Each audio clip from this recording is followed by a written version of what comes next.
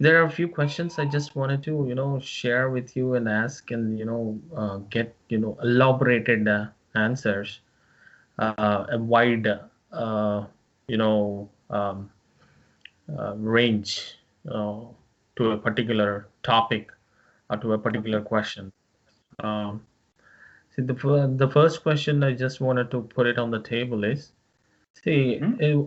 they were asking me, like, everybody was using REST Yeah. now. And before, back then, like most of the people were only using SOAP. Okay. And why is that?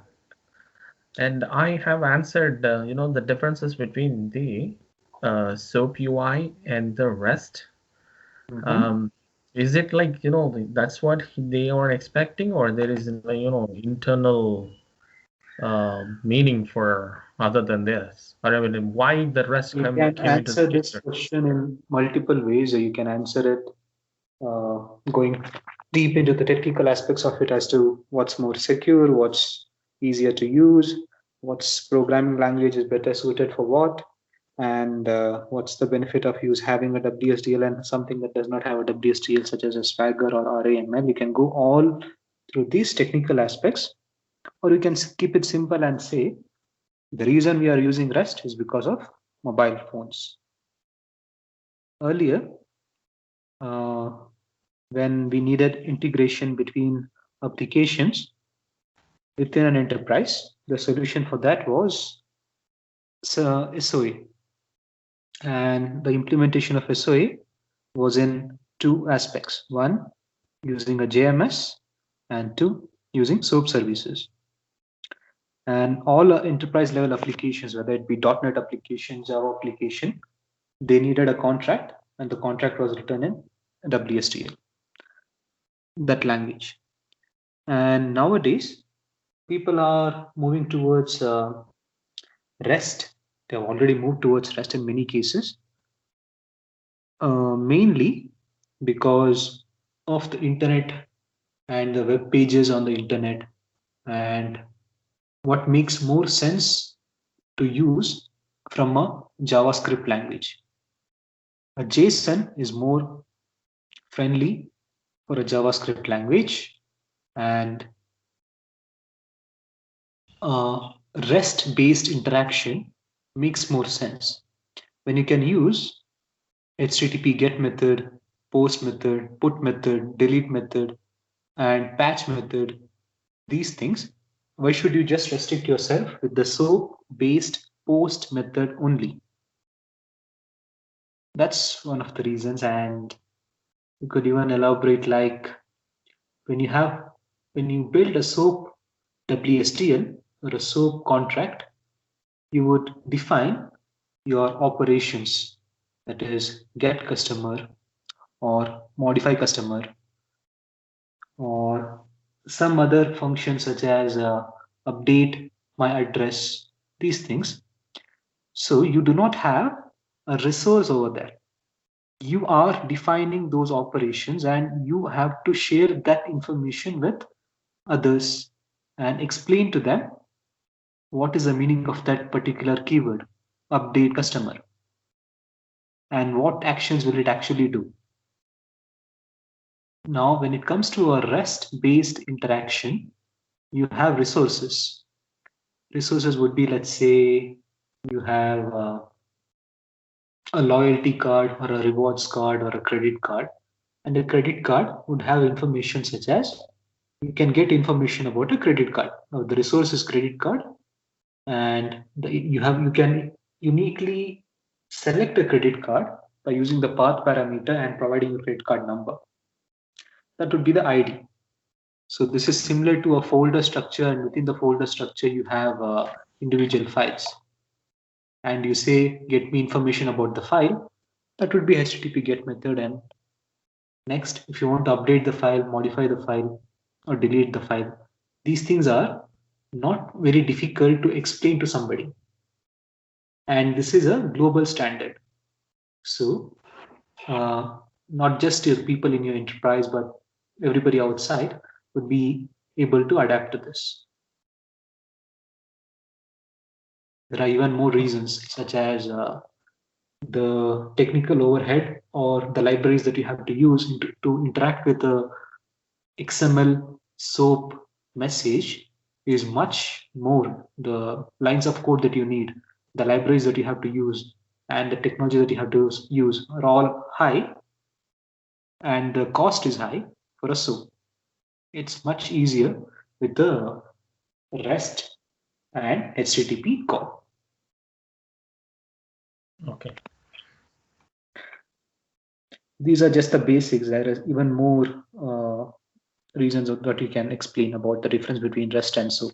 And now, whatever I said, they are all on the high architectural level, and it does not even dive into IIB aspect of it. It does not talk to you about. I did not talk to you about the Swagger file which is available in IIB. I did not talk to you about how to use the toolkit to define those operations, what are the local environment variables that you get, and the automatic way of generating the flows and subflows within IIB. I did not talk to you about API Connect and how do you push a REST service to API Connect and manage those things at the gateway level. So without having any technical information in your answer, you could explain it at the high level architecture, or you can go deeper.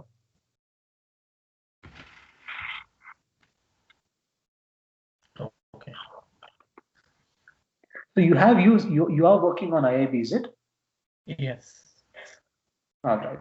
So your whole career has been in IIB? No, no, no. I was initially started as a .NET developer and then moved to IIB developer. Okay.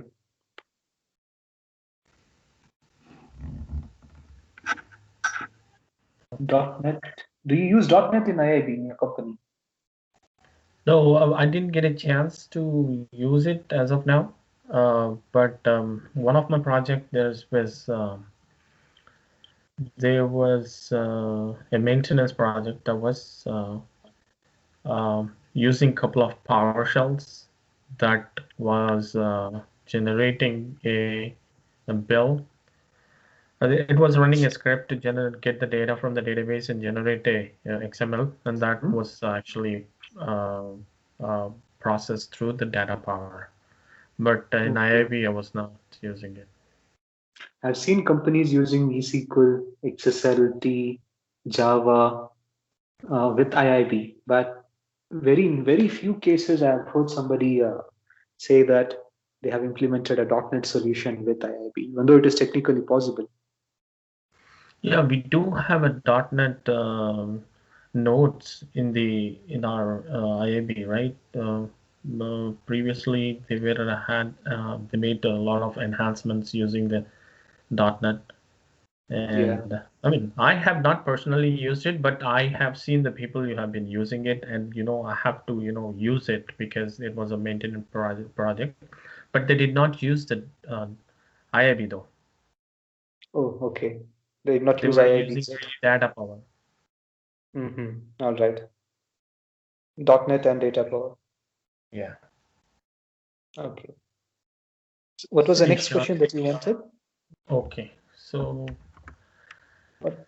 I just wanted to ask about elaborate the differences between the data power and IIB or ACE. Like, what are the advantages? I know, like, the basic stuff like data power is mainly used for security purpose in a lot of companies, but there are transformations can be done through the XSLT when it is a transferring file from one location to another location, or there is any transformations like as we do in the IIB, there are transformations can be done through the language called XSLT. Apart from that, just want to get some more enhanced. Uh, Okay. So I'll start with the first thing that you said about data power and being secure.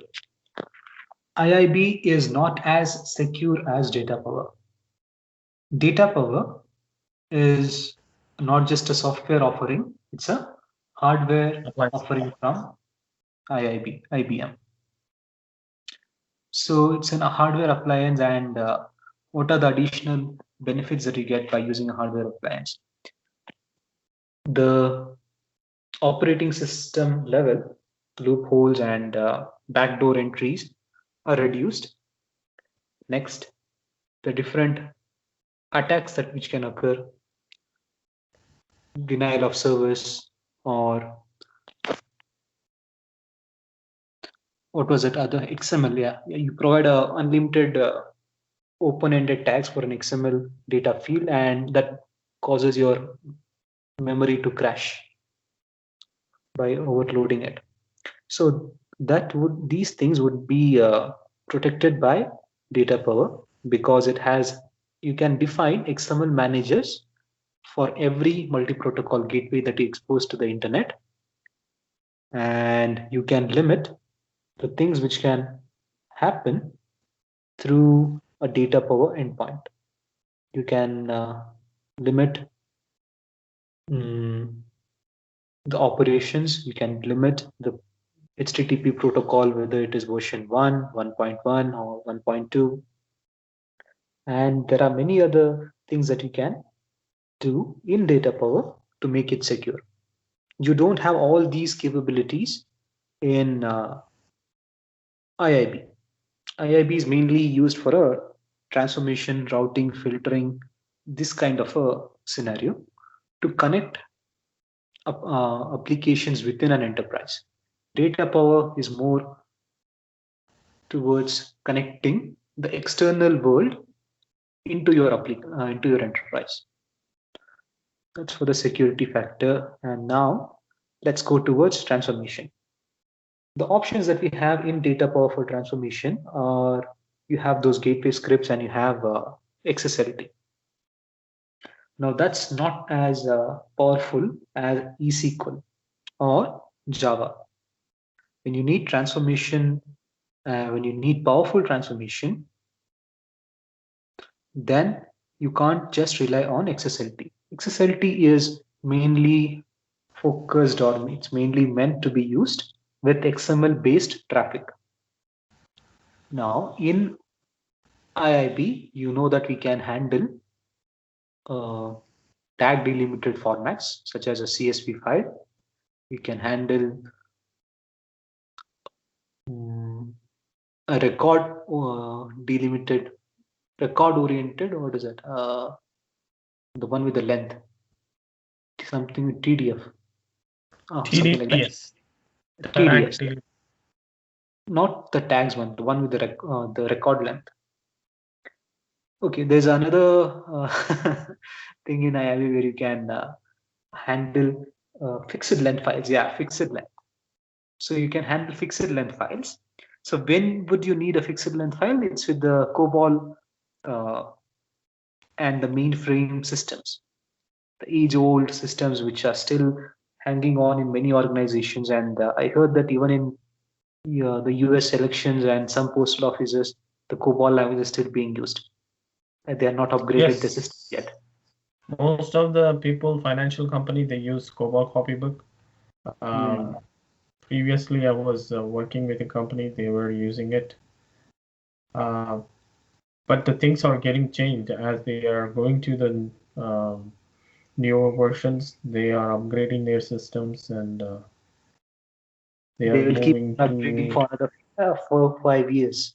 It does not happen quickly. right. It's a slow process. And so IIB can handle those COBOL copybooks. IIB can handle those fixed length files. IIB can handle JSON data. IIB can handle XML data. IIB can handle ADFACT and many other Swift protocol, Swift data format, and many other things. So the different kinds of data that which IIB can handle is unlimited, I would say, because of the presence of DFTL parser. This Right. open standard parser can work with many kinds of data structures, and you can define your own data structures as well in that.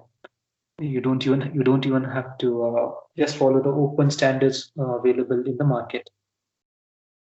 Next, transformation. Yeah, the power strength of eSQL transformation.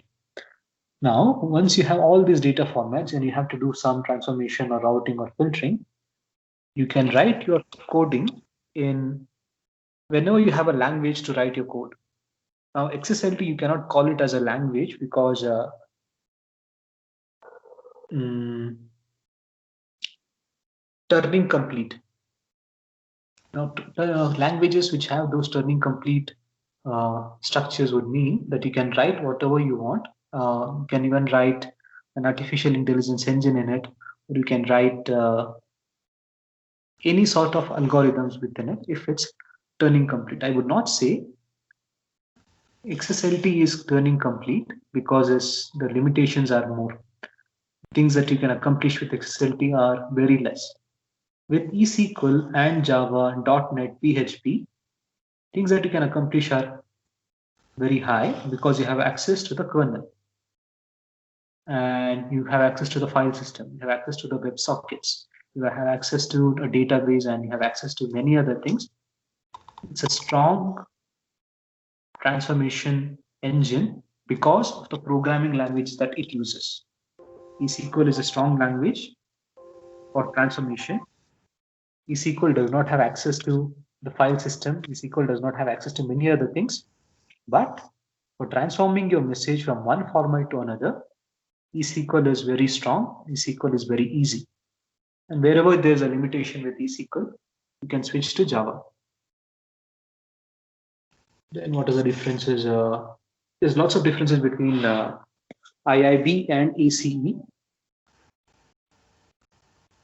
We just talked about two differences in between datapower and IIB. Right. What else do we have? In both these systems, datapower and IIB, you can connect to a TCP endpoint. In both these cases, you can write adapters to talk to TCP. You can write adapters to talk to. You can write adapters to talk to a web service. But the main, yeah, as you said, the main difference what I've noticed in the use of datapower and IIB is the location where they are used. If you're using it within a DMZ zone to talk to applications that are within an organization's network, where you feel that you have it is highly secure and the threat of exploitation is very less, then you would go for IIB. And when you feel that you have to use it with an exposure towards the internet, where you have to take care of security much more, then you would go for datapower. Right.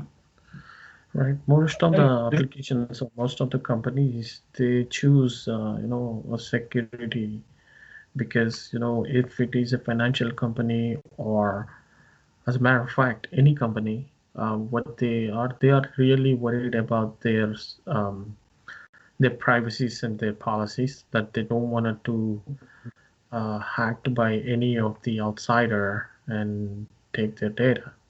So they are mostly like preferring to use solid uh, protection Yes. to avoid any kind of uh, data losses. Yeah.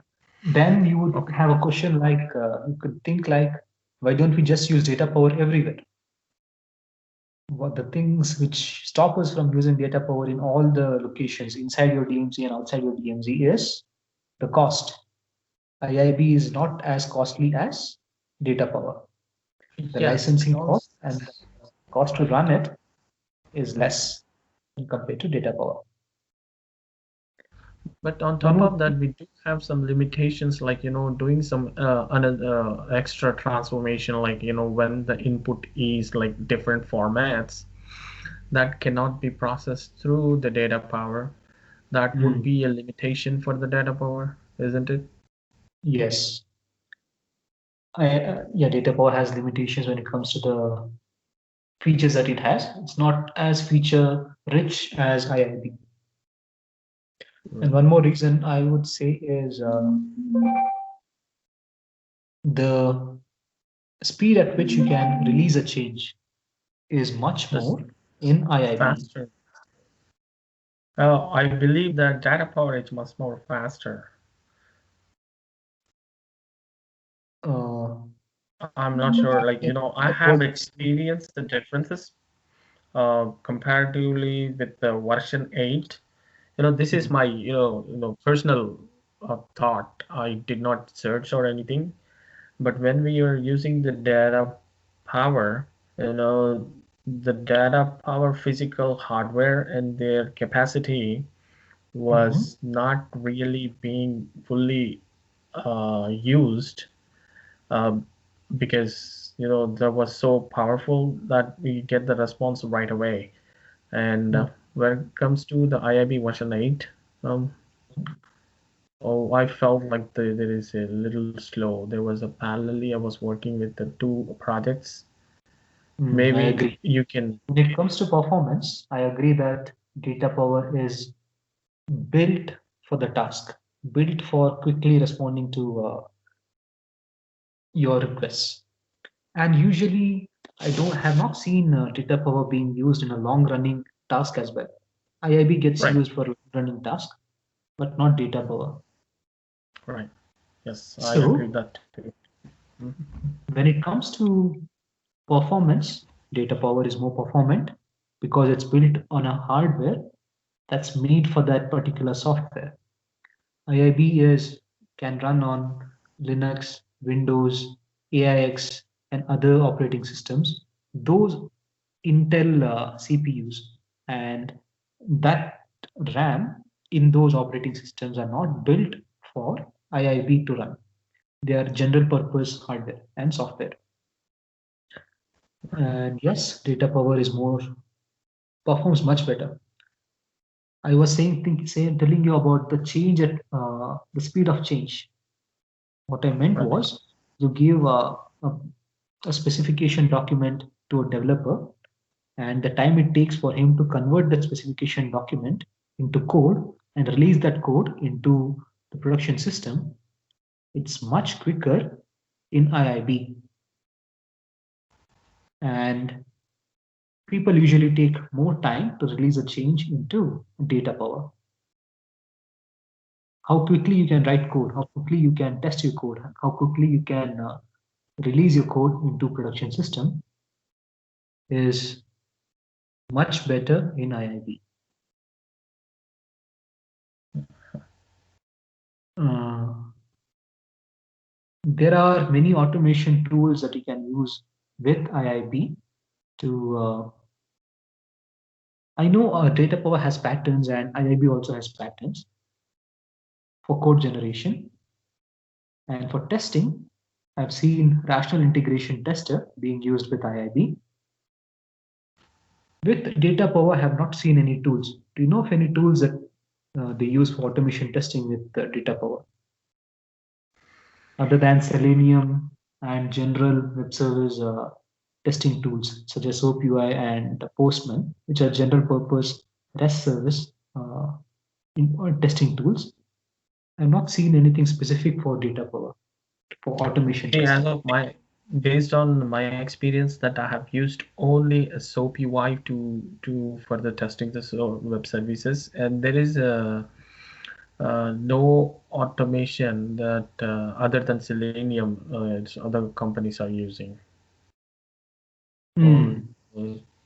whatever you said is Selenium they were using. I know that, but SOAP UI, um, Uh, these are the two major that tools so that when they it are. comes to IIB, you have automation tools.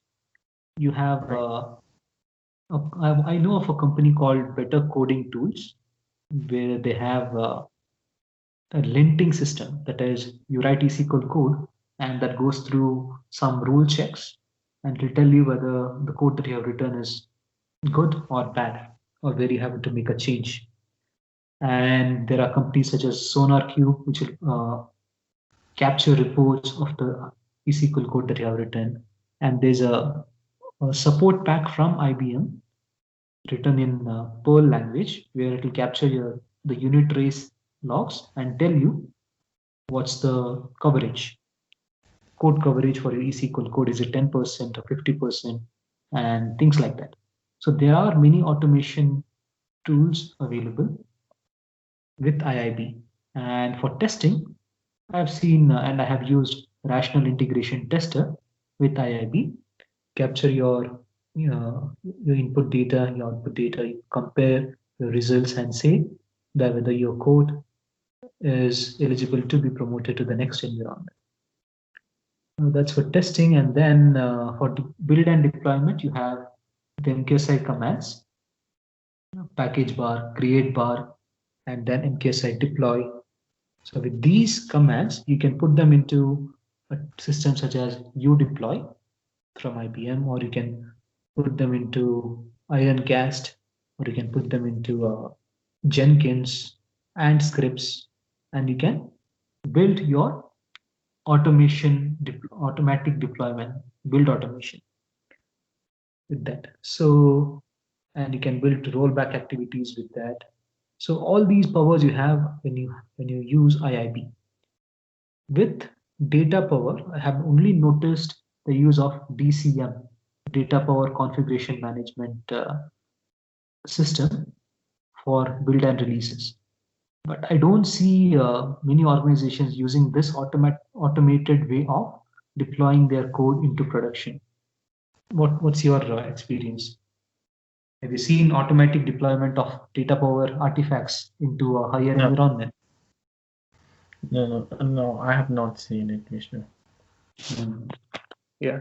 So that is why we do not use data power in all the places. Licensing and the speed that it gives us when it comes to change releases. That is the time it takes for a developer to release a change for the specification that is given.